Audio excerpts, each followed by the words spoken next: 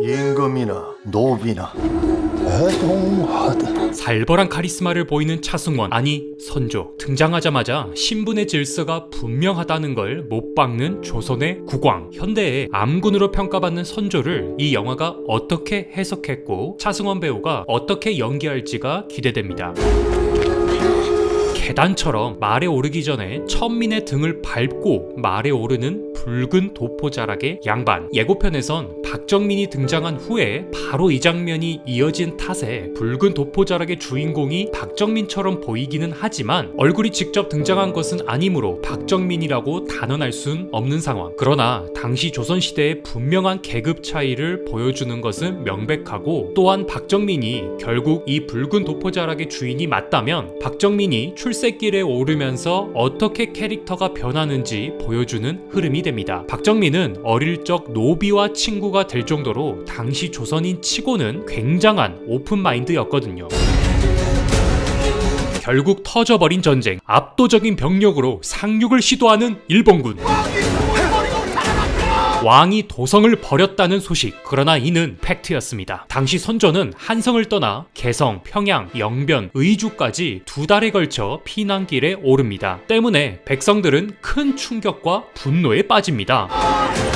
여기 조정에게 돌을 던지는 백성들, 평소라면 역대급 죄인으로 당장 사형에 처하겠지만 이때 조정을 향한 민심은 떨어질 대로 떨어진 상황. 실제 역사에서도 선조가 평양에서도 떠나려 하자 백성들이 봉기를 일으킬 뻔한 적도 있었습니다. 왕에게 돌팔매질 하는 것은 그게 백성입니다. 그러나 선조는 이딴 말이나 읊조리면서 상황 파악을 하지 못하고 있습니다. 물론 이는 진짜 선조가 이런 발언을 했다고는 볼 수 없으나 위기에 대해서 각 계급층이 갖는 생각들과 여기서 비롯된 부작용이 전쟁이라는 극단적인 상황에서 어떻게 표출되는지를 영화 전란을 통해 잠시나마 엿볼 수 있습니다. 불타버린 경복궁, 뿌리난 민초들이 격분하여 궁궐을 불태웠다. 영화는 CG이지만 실제 역사에서도 고증하는 팩트입니다. 모조리 주살하겠나이다.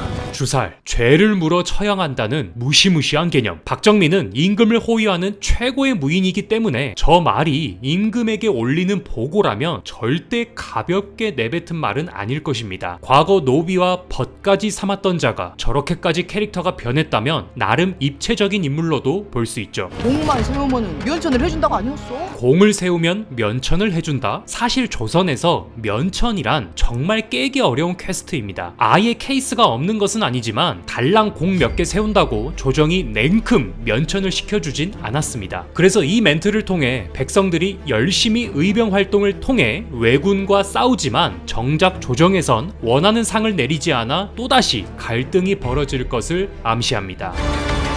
의병의 근거지로 보이는 곳입니다. 그냥 넓은 땅에 이곳저곳 흩어진 느낌이라 병영이란 느낌이 들지 않죠. 사실 국가에서 훈련시킨 정규군이 아니므로 이런 어설픈 모습이 더 어울리긴 합니다. 정공을 세우면 상주겠노라 약조한 왕은. 앞서 이야기했던 면천에 대한 환상이 바로 드러나는 대사. 강동원은 날렘 무인들도 혀를 내두를 만큼 굉장한 검술가로 등장합니다. 외세의 침략이라는 위험한 상황에서 그 누구보다 필요한 기술이죠. 하지만 강동원을 앞뒤로 포위한 병사들의 복장을 보면 일본이 아니라 조선군에 가깝습니다. 아까 박정민과 함께 출동한 조선 금군으로 보입니다. 이런 정예병사들이 전시 상황에서 적과 싸우는 게 아니라 강동원 하나 잡겠다고 단체로 나섰다는 건 그만큼 강동원이 위험인자로 찍혔고 무슨 수를 써서라도 그를 체포하겠다는 것입니다. 영무 이자는 영화에선 김자령으로 실존했던 의병장 김덕령을 모티브로 삼은 캐릭터입니다. 영모라고 말하며 금군이랑 싸우는 장면이 나오는데 겉으로만 봐선 김자령이 의병들을 동원해서 봉기를 일으킨 것처럼 나옵니다만 김자령은 작중에서 양반 출신이지만 민초들을 공감하고 그들을 살리기 위해 동고동락하며 왜군을 무찌르는 명장이라는 컨셉입니다. 이러한 설정인데 난을 일으켰다라고 보긴 힘들고 의병 활동을 통해 강동원과 연을 맺게 되었는데 양반을 향한 원한이 가득한 강동원을 보고 그를 타이르며 진정시키다가 결국 강동원을 체포하러 온 금군이 들이닥치자 어쩔 수 없이 강동원을 살리기 위해 금군이랑 충돌하게 된 것으로 보입니다. 청의 검신이라며 겁먹은 듯한 왜군의 외침. 이미 강동원의 검술 실력은 일본까지 그 소문이 자자합니다.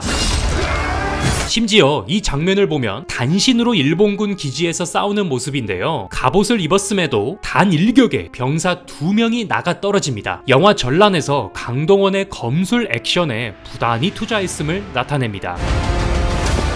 격돌하는 박정민과 강동원 둘 다 뛰어난 무인인 만큼 그 결과가 쉽사리 나오지 않을 듯한데요. 불 속에 버려지는 붉은 띠, 이 띠는 저번 예고편에선 이 둘을 우정으로 한데 묶어주는 일종의 장치였습니다. 그런데 이렇게 태워짐으로써 둘의 연결고리가 끊긴 것이죠. 흥미로운 장면입니다. 절벽에 던져지는 강동원이 공중에서 칼을 휘둘러서 적장 투구의 뿔 장식을 잘라버리는 상황. 물론 여기까지만 보면 참 멋있는 액션씬이지만 전 조금은 걱정이 됩니다. 저번 예고편에서 이 장면은 강동원이 놓쳐버린 칼을 잡으러 절벽으로 뛰어드는 내용이었습니다. 그런데 여기선 그 칼을 다시 잡아서 휘두르기까지 합니다. 이 일련의 과정이 슬로우 모션으로 표현되는데 이게 이렇게 길게 촬영할 부분이 아닌 듯해서, 즉 강동원 액션을 위해 질질 끌어서 오히려 지루하지 않을까 싶습니다. 하지만 어떻게 연출했을지 본편을 보면 알 수 있겠죠. 이 천한 놈을 벗어났다고 내가 원망스럽다. 천한 놈과 벗삼은 게 원망스럽다는 박정민. 박정민 캐릭터는 시간이 흘러가면서 점점 과거와 다른 모습을 보인다는 게 확실하고요. 흥미로운 건 강동원과 싸우는 붉은 도포자락의 주인이 꼭 박정민만 있는 건 아니라는 것입니다. 계곡에서 싸우고 있는 이자도, 칼을 맞댄 이자도 박정민의 생김새와는 조금 다른 듯합니다. 사실 강동원은 봉기를 일으킨 시점부터 공공의 적이 되었을 겁니다. 박정민처럼 붉은 도포자락을 입은 금군들도 하나같이 다 강동원만 보면 잡으려 들 것이고, 난을 일으킨 자를 잡으면 큰 상을 내리겠다는 하교도 있었을 테니 반드시 천민이라고 다 강동원 편은 아니었겠죠. 일본군들이야 뭐 강동원만 보면 득달같이 달려들 것이고. 동원이 형 이번엔 칼춤 제대로 추겠는데?